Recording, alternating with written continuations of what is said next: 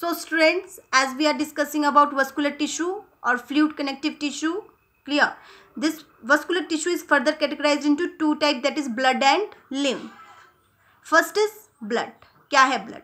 It is a reddish colored, viscous, sticky and saltish, थोड़ा सा saltish होता है vascular tissue that flows inside the blood vessels.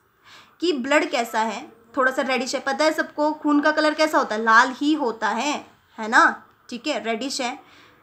And coloured, जैसे reddish तो ये मैमल्स में है, ठीक है, हम वर्टिब्रेट्स में रेडिश है, बट सम इनवर्टिब्रेट्स में जो ब्लड है इसका कलर चेंज भी हो जाता है due to the pigment difference की वजह से. जैसे हम में हीमोग्लोबिन है, इस वजह से रेड कलर का दिखता है, ठीक है, बट लाइक द प्रॉन उनमें कैसा होता है, उनमें थोड़ा ब्लूइश कलर का होता है, clear, due to the presence of copper.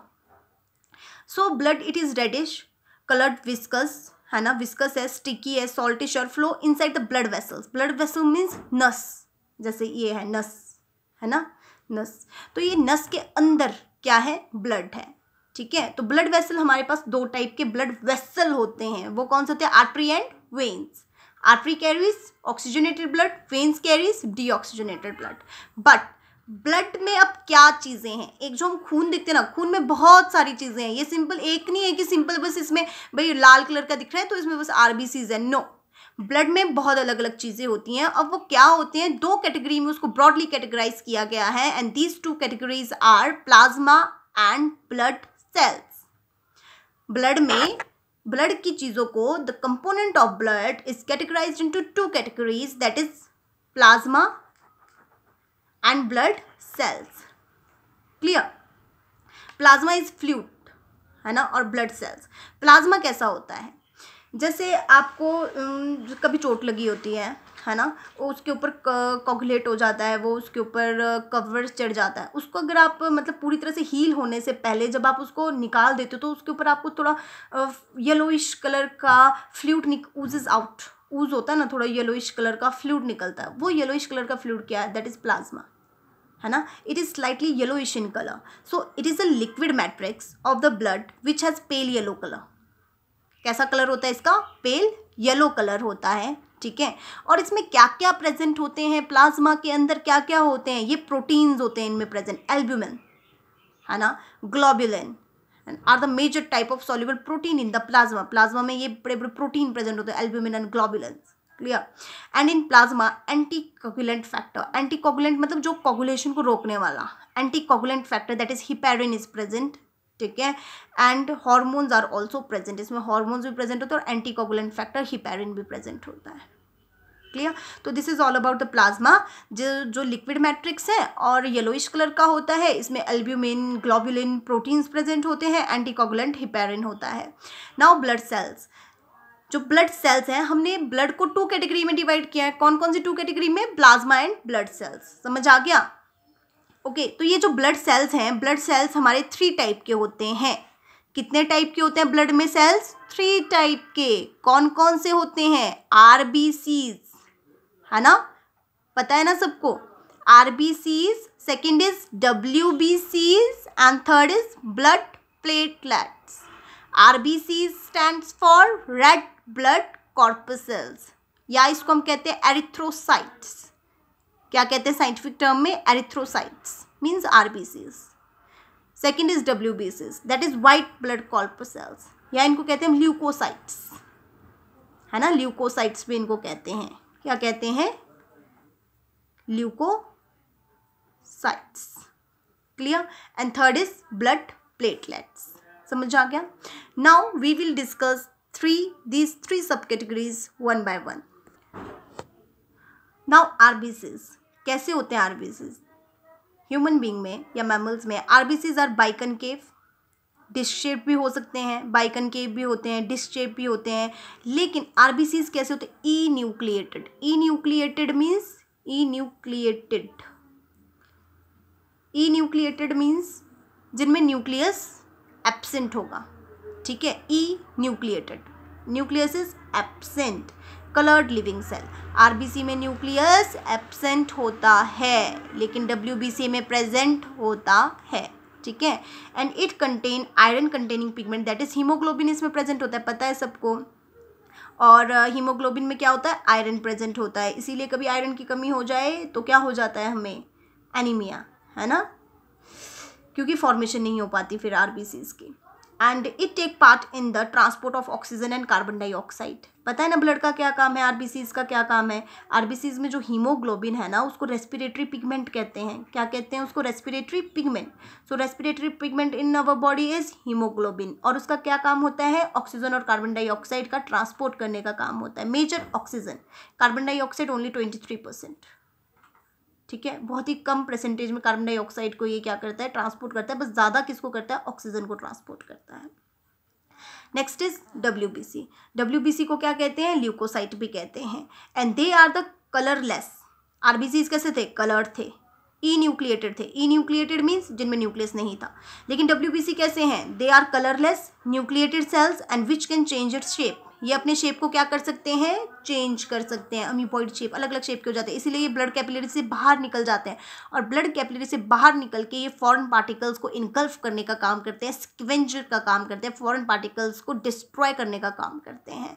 So they provide us protection from the foreign particles और एनी इंजरी और any infections. They provide us, ठीक है, इम्यूनिटी अगेंस्ट इन्फेक्शंस। सो जो ये हमारे डब्ल्यूबीसी हैं, दिस डब्ल्यूबीसी को भी हम ब्रॉडली 2 कैटेगरी में डिवाइड करते हैं, that is granulocytes and A granulocytes.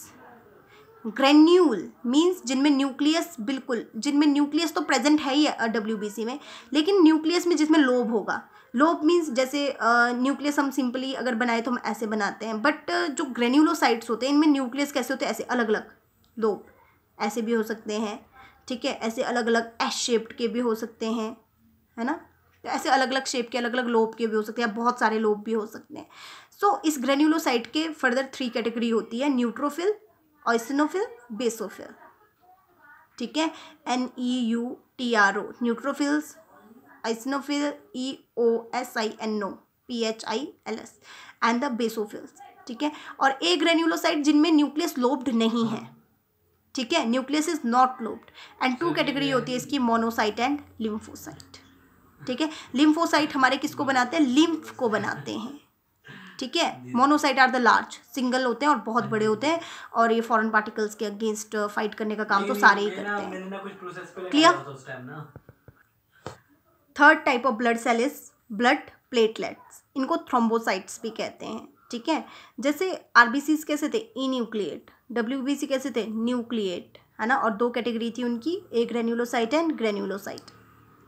जो ब्लड प्लेटलेट्स हैं they are the non nucleated, मतलब these are also enucleated, इनमें न्यूक्लियस एब्सेंट है, ठीक है, स्मॉल होते हैं, ओवल शेप्ड होते हैं, राउंडेड होते हैं, कलरलेस होते हैं, ओके।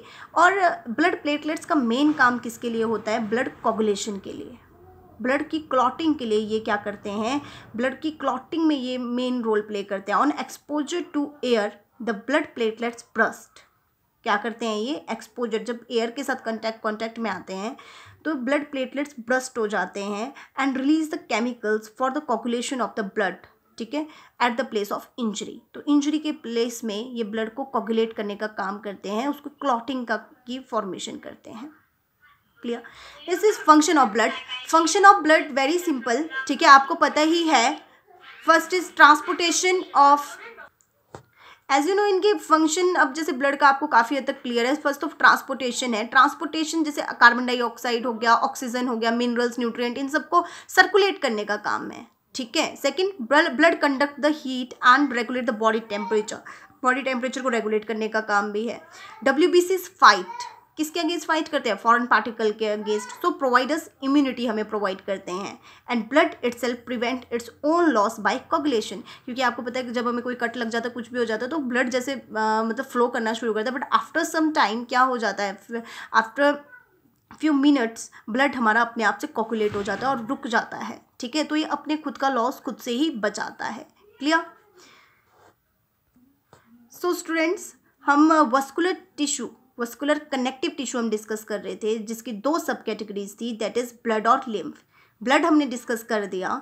ब्लड में क्या था, ब्लड में फर्दर हमारे 2 कैटेगरी थे, that is fluid and blood sales. Fluid में प्लाज्मा, जो येलोइश कलर का है ना। और ब्लड सेल की 3 कैटेगरी थी, दैट इज आरबीसीज, डब्ल्यूबीसीज and blood platelets, erythrocytes, leukocytes and thrombocytes. Clear. Now second is जो हमारे वस्कुलर टिश्यू का सेकेंड कैटेगरी है, दैट इज लिम्फ। लिम्फ क्या है? Lymph is nothing, lymph is the blood. Lymph कुछ नहीं है, लिम्फ क्या है? ब्लड है, बस उसमें क्या नहीं होते? आरबीसीज नहीं होते हैं, ठीक है, जो लिम्फोसाइट्स इसकी फॉर्मेशन करते हैं। तो जो लिम्फ होता है ना, एक्चुअल में इसको टिश्यू फ्लूइड भी कहते हैं। ये मिडल मैन की तरह एक्ट करता है, जैसे मतलब जैसे ब्लड पूरा हमारा carbon dioxide, oxygen, glucose, minerals, nutrient सब कुछ लेकर के हमारे टिश्यू के लिए जाना है, सेल के लिए जाना है, ठीक है। बट सेल में डायरेक्टली ब्लड नहीं देता है, इन सब चीज़ों को सेल के लिए डायरेक्टली पास नहीं करता है, पहले वो किस में जाता है? टिश्यू फ्लूइड में जाता है, दैट इज़ लिम्फ में वो पहले जाते हैं ये सारी चीज़ें। फिर लिम्फ से कहाँ जाते हैं? सेल्स में। और सेल से जैसे वेस्ट प्रोडक्ट है, कार्बन डाइऑक्साइड है ना, जो भी वेस्ट प्रोडक्ट है सेल से, वो सेल से पहले टिश्यू फ्लूइड में आते हैं और टिश्यू फ्लूइड से फिर ब्लड में आते हैं, ठीक है। तो lymph act as a middle man, बीच में, है ना। बीच में कैसे? ब्लड से चीज़ें लेकर के सेल में देगा और सेल से चीज़ें लेकर के ब्लड में वापस पोर कर देता है। So it is a colourless light yellow fluid connective tissue which is formed from filtered out of blood. Blood के फिल्टर आउट होने से ये बनता है, ठीक है। इसको टिश्यू फ्लूइड भी कहते हैं, टिश्यू फ्लूइड से फिल्टर आउट होके इसको बनता है। Clear. Lymph is nothing, it is the blood minus RBCs and platelets. कि इसमें क्या नहीं है? ये बिल्कुल ब्लड है, लेकिन उसमें क्या माइनस है? आरबीसीज एंड प्लेटलेट्स इसमें एब्सेंट है। क्लियर।